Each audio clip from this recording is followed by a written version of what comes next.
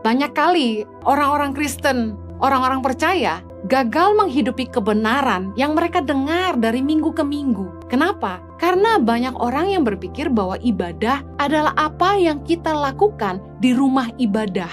Apa yang kita lakukan 2 jam di hari Minggu di gereja. Kita lupa bahwa sesungguhnya hidup kita adalah ibadah. Apa saja yang kita lakukan, kita harusnya lakukan bagi Allah. Baik di dunia kerja, maupun di rumah, maupun di lingkungan tempat kita berada. Semua orang di sekeliling kita adalah jiwa-jiwa. Pekerjaan kita adalah pelayanan kita. Hidup kita 7 hari 24 jam adalah bagi Allah.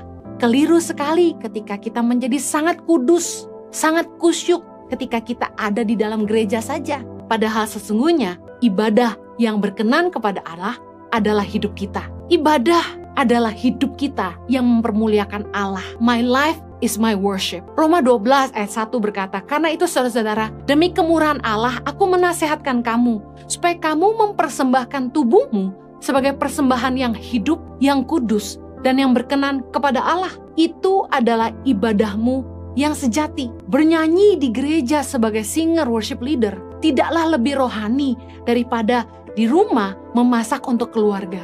Berkhotbah di mimbar gereja, memimpin doa, menjadi diaken, atau apa saja yang kita lakukan di rumah ibadah, tidaklah lebih rohani daripada bekerja di tempat kita bekerja. Karena apa saja yang kita lakukan adalah pelayanan kepada Allah. Hidup kita adalah ibadah. Keluarga kita, rumah kita, tempat lingkungan kita, sekitar kita adalah ladang pelayanan kita. Semua orang yang Tuhan percayakan dalam hidup kita, orang-orang yang ada di sekitar kita adalah jiwa-jiwa yang harus kita layani bagi Dia. Satu kali Tuhan mengingatkan saya untuk menyampaikan ini kepada setiap staf di Yayasan Tangan Pengharapan, bahwa setiap anak yang kami layani adalah Kristus bagi kami. Ketika kita melayani anak-anak kecil, seringkali pelayanan sekolah minggu, ataupun kita melayani anak-anak kita di rumah, kita menyepelekan seolah-olah ngurus anak itu nggak penting. Lebih penting yang kita lakukan di gereja, pekerjaan kita, pelayanan kita,